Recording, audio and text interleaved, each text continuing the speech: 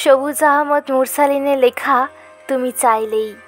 তুমি চাইলে আমাদেরও একটা প্রেম হতো, একটা বিকেলের গল্প হতো, বাদামের আড্ডায় ভালোবাসা জমা হতো, কয়েকটা বৃষ্টির গল্প হতো, বৃষ্টির জলে স্মৃতি জমা হতো, ভালোবাসাবাসি হতো।